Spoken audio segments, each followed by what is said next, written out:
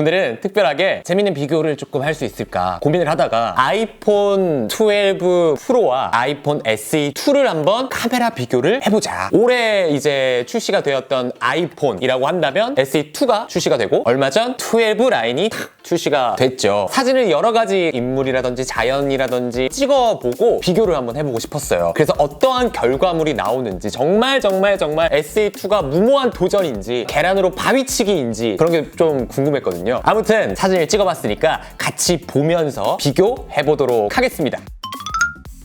자, 그러면 첫 번째 인물을 한번 찍어봤습니다. 인물 중에서도 그냥 한번 후면 카메라로 저를 찍어봤어요. 딱 봤을 때 색감에 좀 차이가 느껴진다? 조금 붉게 조금 표현이 되는 부분이다. 아이폰 12 프로로 찍은 건 색감이 붉은기보다는 노란기가 조금 있다. 이렇게 얘기를 할 수가 있을 것 같은데 어떤 사진이 더 좋고 어떤 사진이 뭔가 더 잘 찍혔고 이렇게 얘기하기는 아직까지 2단계에서는 조금 애매한 것 같습니다. 그 다음에 전면 셀카를 한번 보도록 하겠습니다. 이 사진 같은 경우에는 살짝 뿌옇게 느껴지는 게 SE2다. 그거를 제외하고는 뭐 엄청난 차이가 느껴진다 이 정도는 아닌 것 같습니다. 근데 이렇게 셀카로 찍었을 때의 사진이 이제 뭔가 조금 더 선명하고 잘 나왔다라는 건 12 프로. 그래서 인물 사진 모드를 한번 찍어봤습니다. SE2 같은 경우에는 오로지 카메라 하나에 소프트웨어적으로 후보정을 입혀서 인물 사진 모드를 표현을 하는 게 아이폰 SE2였습니다. 그렇다면 아이폰 12 프로 같은 경우에는 특이하게 라이다 스캐너가 들어갔죠. 빛을 쏴서 거리를 측정하는 거예요. 인물 사진 모드로 해서 전면 카메라로 나를 찍은 사진 그거를 한번 보도록 할게요. 근데 여기서 오해하지 마세요. 전면 카메라로 셀카로 찍었을 경우에는 아이폰 12 프로에도 그 라이다 스캐너가 없어요. 그래서 어떻게 보면 동일한 스펙에서 이제 사진을 찍었다고 보시면 될 것 같아요. 자, 이렇게 했을 때 얼굴 조금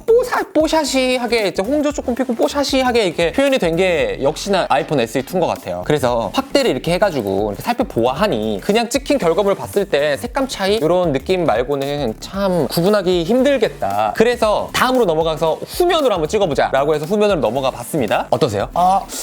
글쎄요, 잘 모르겠는데요 라고 생각하실 수 있어요. 확대를 해보니 이 머리 이런 것들 있잖아요. 이런 부분을 사실 아웃포커싱 하기가 되게 디테일적으로 하기가 조금 까다롭습니다. 그런데 두 개를 봤을 때 확실히 아이폰 12 프로가 더 디테일하게 아웃포커스를 해주는구나 느껴지시죠? 자, 여기서 끝이 아닙니다. 어깨 쪽을 한번 보시면 제가 정면으로 몸을 이렇게 하고 찍은 게 아니고 살짝 측면으로 틀어서 찍었어요. 그러면 최소한의 차이지만 앞으로 나와 있는 어깨가 있을 것이고 뒤로 들어가 있는 어깨가 있죠. 근데 아이폰 SE2 같은 경우에는 그게 상관이 없이 그냥 아웃포커싱이 됐어요. 그런데 아이폰 12 프로를 한번 보시게 되면 안쪽으로 들어가 있는 어깨가 거리가 느껴지고 나와 있는 어깨가 조금 더 앞으로 이런 입체감? 이런 거리를 이렇게 아이폰 12 프로가 정말 라이다 스캐너의 효력을 이런 부분에서 보여주는구나. 자, 두 번째는 디테일을 한번 꼼꼼히 한번 살펴보도록 하겠습니다. 여기서 디테일은 어떤 걸 말씀을 드리고 싶었냐면요. 특정한 피사체의 뭐 질감, 색감 이 두 개를 한번 간략하게 말씀을 드릴게요. 첫 번째, 질감, 솔잎을 한번 찍어봤어요. 이렇게 미묘한 풀 색깔의 차이가 느껴지긴 하는 것 같기는 한데 그렇게 썩 이 상태에서는 잘 모르시겠죠. 그래서 모를 땐 확대를 해본다. 이게 그 부분을 이제 확대를 해보면 확연하게 이 질감을 디테일하게 표현을 해주는 거, 우리 육안으로 봤을 때와 유사하게 표현을 해주는 건 아이폰 12 프로였습니다. 그리고 색감으로 넘어가 보면 단색의 쿠션과 가운데 항상 저희 색프름과 함께 등장하는 곰돌이 인형 있죠. 요걸 한번 이렇게 놓고 가지각색의 색을 어떻게 표현을 하느냐 찍어봤는데요. 조금 더 밝게 찍힌 건 아이폰 SE2 그 밖에는 굉장히 비슷했습니다. 자, 다음은 저조도 환경에서의 사진을 찍어봤습니다. 아이폰 11부터 시작해서 야간 모드 기능을 넣어놨죠. 그것도 동일하게 아이폰 12에도 들어있어요. 하지만 오늘은 아무런 모드를 사용하지 않고 사진을 찍었다라는 거예요. 와우, 확실히 다르다라는 걸 느껴지지 않으세요? 아이폰 SE2로 찍은 건 여전히 노이즈 파트입니다. 반면에 아무런 기능 없이 그냥 1대1로 맞짱을 뜬 거예요. 아이폰 12 프로는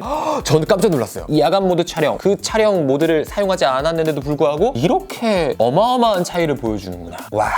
화소는 동일합니다. 하지만 조리개 값이라든지 센서의 크기라든지 그래서 아무래도 그것들이 조금 커지고 넓어졌다 보니까 빛을 받아들이고 그걸 표현을 해내는 그 카메라 성능이 훨씬 아이폰 12 프로로 와서는 향상된 부분이다라고 분석을 할 수가 있을 것 같습니다. 아이폰 SE2에는 야간 촬영 모드가 그 기능이 없습니다. 그래서 이렇게 된 거 아이폰 12 프로는 야간 촬영 모드까지 지원을 하잖아요. 그걸 기능을 켜고 저조도 환경에서 사진을 찍었을 때 어떤 사진의 결과물이 나오는지 한번 보여드리겠습니다. 아주 괜찮죠? 저조도 환경 속에선 이렇게 드라마틱한 차이를 보여준다. 다음은요, 풍경이에요. 우리 일상생활 속의 하늘 그리고 건물들 찍어봤습니다. 참 사진 찍기가 진짜 안 좋은 날씨였어요.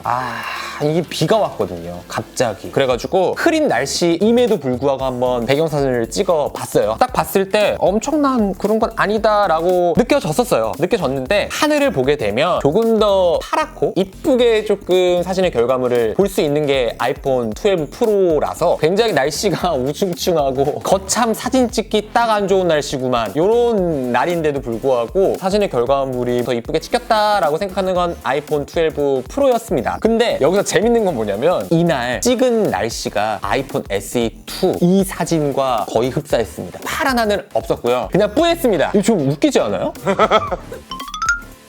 자, 이렇게 오늘 무모한 도전이었죠. 기본적으로 화소 동일해요. 그리고 카메라의 개수, 이거는 뛰어넘을 수가 없죠. 이건 어쩔 수가 없는 부분이고 그냥 일상에서 사용을 했을 때 그렇게 드라마틱한 느낌을 보여주지는 않는다. 하지만 결코 아이폰 SE2가 따라올 수 없었던 건 야간 모드였어요. 그리고 후면 카메라를 이용을 해서 인물 사진 모드를 적용을 해서 사진을 찍었을 때 라이다 스캐너 인물 사진 모드도 이렇게 디테일을 살려주는구나. 아이폰 SE2의 무모한 도전은 실패. 계란으로 바위치기. 계란이 깨졌다. 오늘 영상도 재밌게 보셨으면 좋겠고요. 좋아요, 구독, 저희는 항상 배가 고파요. 지금까지 테크룸이었습니다.